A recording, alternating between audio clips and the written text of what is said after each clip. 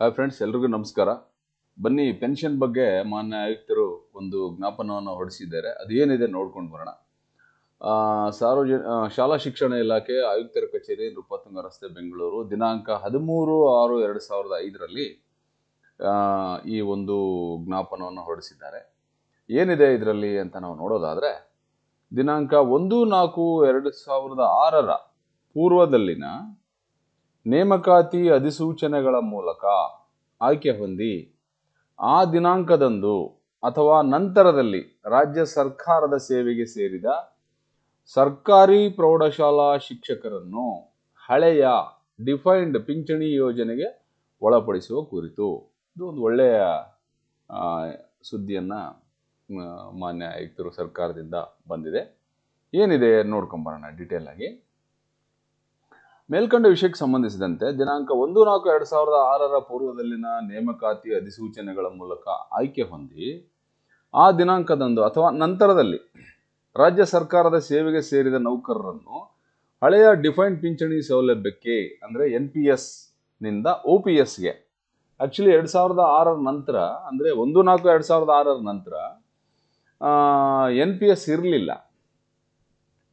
OPS ಇರಲಿಲ್ಲ, old pension scheme ಇರಲಿಲ್ಲ, NPS ಇತ್ತು, ನ್ಯೂ ಪೆನ್ಷನ್ ಸ್ಕೀಮ್ ಇತ್ತು. ಸೊ ಅಲ್ಲಿ ಏನಾಗಿದೆ, 1/4/2006 ಪೂರ್ವದಲ್ಲಿ ನೇಮಕಾತಿ ಅಧಿಸೂಚನೆಗಳ ಮೂಲಕ, ಅಂದ್ರೆ ನೇಮಕಾತಿ ಅಧಿಸೂಚನೆಯನ್ನು ಹೊರಡಿಸಿದ್ರು ಕೂಡ ಅದನ್ನ ಕನ್ಸಿಡರ್ ಮಾಡಬೇಕು ಅಂತ ಆ ಪೀರಿಯಡ್ ಅಲ್ಲಿ. ಓಕೆ, ನಂತರದಲ್ಲಿ ಈಗ ಉದಾಹರಣೆ 2005 ನೋಟಿಫಿಕೇಶನ್ ಆಗಿರುತ್ತಪ್ಪ. 2006 ಮೇನಲ್ಲಿ ನೀವು ಡ್ಯೂಟಿ ಜಾಯಿನ್ ಆಗಿದ್ರೆ ಅಲ್ಲಿ ಕೂಡ ನೀವು OPS ಓಲ್ಡ್ ಪೆನ್ಷನ್ ಸ್ಕೀಮ್ಗೆ ಒಳಪಡಿಸಲಿಕ್ಕೆ ಅವಕಾಶ ಇದೆ ಅನ್ನುವಂಥದ್ದನ್ನ ನಾವು ಈ ಒಂದು ಸುತ್ತೋಲೆ ಜ್ಞಾಪನದಲ್ಲಿ ನಾವು ಅರ್ಥ ಮಾಡ್ಕೋಬಹುದು. ಓಕೆ, ಬರ್ತೀನಿ. ಮೇಲ್ಕಂಡ ವಿಷಯಕ್ಕೆ ಸಂಬಂಧಿಸಿದಂತೆ 1/4/2006 ಪೂರ್ವದಲ್ಲಿನ ನೇಮಕಾತಿ ಅಧಿಸೂಚನೆಗಳ ಮೂಲಕ ಆಯ್ಕೆ ಹೊಂದಿ, ಅದೇ ನಾನು ಹೇಳಿದ್ನಲ್ಲ, ಅದು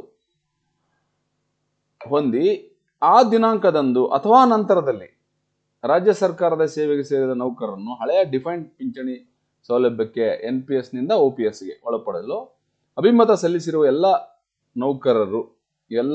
ನೌಕರರುಗಳ ಕ್ರೋಢೀಕೃತ ಪ್ರಸ್ತಾವನೆಗಳನ್ನು ಆರ್ಥಿಕ ಇಲಾಖೆ ನಮೂನೆಯಲ್ಲಿ ಭರ್ತಿ ಮಾಡಿ ತಮ್ಮ ದೃಢೀಕರಣಗಳೊಂದಿಗೆ ಹಾಗೂ ಸರ್ಕಾರಕ್ಕೆ ಕಳಿಸುವ ಪೂರ್ವದಲ್ಲಿ ಯಾವುದೇ ಶಿಕ್ಷಕರುಗಳ ವಿವರಗಳನ್ನು ಕೈಬಿಟ್ಟಿರುವುದಿಲ್ಲವೆಂಬುದನ್ನು ಸಹ ದೃಢೀಕರಿಸಿ ಕಳಿಸುವಂತೆ ಹಾಗೂ ನಮೂನೆಗಳಲ್ಲಿ ಭರ್ತಿ ಮಾಡಿ ಸಾಫ್ಟ್ ಪ್ರತಿಯನ್ನು, ಇಮೇಲ್ ಮತ್ತು ಹಾರ್ಡ್ ಪ್ರತಿಯನ್ನು ಕೂಡಲೇ ಸರ್ಕಾರಕ್ಕೆ ಸಲ್ಲಿಸುವಂತೆ ಸರ್ಕಾರದಿಂದ ನಿರ್ದೇಶನವಾಗಿರುತ್ತದೆ. ಈ ಹಿನ್ನೆಲೆಯಲ್ಲಿ ಬೆಂಗಳೂರು ಮತ್ತು ಮೈಸೂರು ಭಾಗದ ಎಲ್ಲ ಉಪನಿರ್ದೇಶಕರುಗಳಿಗೆ ತಿಳಿಸುವುದೇನೆಂದರೆ, ಮೇಲ್ಕಂಡ ಸರ್ಕಾರದ ಪತ್ರದಲ್ಲಿ ಸೂಚಿಸಿರುವಂತೆ NPS ನಿಂದ OPSಗೆ ಒಳಪಡಲು ಇಚ್ಛಿಸುವ ಸರ್ಕಾರಿ ಪ್ರೌಢಶಾಲಾ ಶಿಕ್ಷಕರ ಮಾಹಿತಿಯನ್ನು ಈ ಕೆಳಕಂಡಂತೆ ಪರಿಶೀಲಿಸಿ ಲಗತ್ತಿಸಿರುವ ನಮೂನೆ 1 ಮತ್ತು 2ರಂತೆ ಸಾಫ್ಟ್ ಪ್ರತಿಯನ್ನು, ಇಮೇಲ್ ಮತ್ತು ಹಾರ್ಡ್ ಪ್ರತಿಯನ್ನು ಈ ಕಚೇರಿಗೆ ಸಲ್ಲಿಸಲು ಸೂಚಿಸಿದೆ. ಪರಿಶೀಲಿಸಿ ಸಲ್ಲಿಸಬೇಕಾದ ದಾಖಲೆಗಳೇನು? ಪ್ರತಿ ಶಿಕ್ಷಕರ ನೇಮಕಾತಿ ಆದೇಶವು 1/4/2006 ಪೂರ್ವದಲ್ಲಿ ಅಧಿಸೂಚನೆಯನ್ನು ಹೊರಡಿಸಿರುವ ಕುರಿತು ಪರಿಶೀಲಿಸಿ ಖಚಿತಪಡಿಸಿಕೊಂಡು ಪ್ರತಿಯನ್ನು ದೃಢೀಕರಿಸಿ ಸಲ್ಲಿಸುವುದು. ಪ್ರತಿ ಶಿಕ್ಷಕರು 1/4/2006 ಪೂರ್ವದಲ್ಲಿ ಆಯ್ಕೆಯಾಗಿರುವ ಕುರಿತು ಆಯ್ಕೆ ಪಟ್ಟಿ ಖಚಿತಪಡಿಸಿಕೊಂಡು ಪ್ರತಿಯನ್ನು ದೃಢೀಕರಿಸಿ ಸಲ್ಲಿಸುವುದು. ಕಾಯಂ ಪೂರ್ವ ಸೇವಾವಧಿಯನ್ನು ಮಂಜೂರು ಮಾಡಿರುವ ಕುರಿತು ಪರಿಶೀಲಿಸಿ ಪ್ರತಿಯನ್ನು ದೃಢೀಕರಿಸಿ ಸಲ್ಲಿಸುವುದು. ಸದರಿ ಶಿಕ್ಷಕರು NPS ಇಂದ OPSಗೆ ಒಳಪಡಲು ಇಚ್ಛಿಸುವ ಕುರಿತು ಸಲ್ಲಿಸಿರುವ ಅಭಿಮತ ಪತ್ರ ದೃಢೀಕರಿಸಿ ಸಲ್ಲಿಸುವುದು. ಸದರಿ ಶಿಕ್ಷಕರ ವೇತನ ಪ್ರಮಾಣ ಪತ್ರ ಪರಿಶೀಲಿಸಿ ಪ್ರತಿಯನ್ನು ದೃಢೀಕರಿಸಿ ಸಲ್ಲಿಸುವುದು. ಸದರಿ ಶಿಕ್ಷಕರ ನೇಮಕಾತಿಯ ನಂತರ ಇಲಾಖೆ ಬದಲಾವಣೆಯಾಗಿದ್ದಲ್ಲಿ ಸಮುಚಿತ ಮಾರ್ಗದಲ್ಲಿ ಅರ್ಜಿ ಸಲ್ಲಿಸಿ ಅನ್ಯ ಇಲಾಖೆಗೆ ಆಯ್ಕೆಯಾದ ಹುದ್ದೆಗೆ ವರದಿ ಮಾಡಿಕೊಳ್ಳುವ ಸಲುವಾಗಿ ಬಿಡುಗಡೆ ಹೊಂದಿರುವುದನ್ನು ಖಚಿತಪಡಿಸಿಕೊಂಡು ವಿವರಗಳನ್ನು ಪ್ರತಿಯೊಂದಿಗೆ ದೃಢೀಕರಿಸಿ ಸಲ್ಲಿಸುವುದು.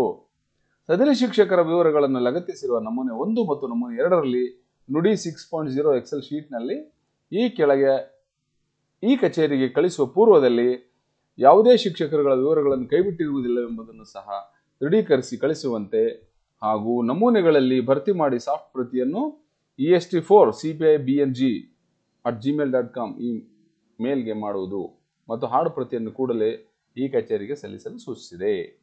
ನಿರ್ದೇಶಕರು ಪ್ರೌಢಶಿಕ್ಷಣ, ರಾಜ್ಯದ ಬೆಂಗಳೂರು ಮತ್ತು ಮೈಸೂರು ಭಾಗದ ಉಪನಿರ್ದೇಶಕರಿಗೆ ಈ ಒಂದು ಜ್ಞಾಪನವನ್ನು ಹೊರಡಿಸಿದ್ದಾರೆ.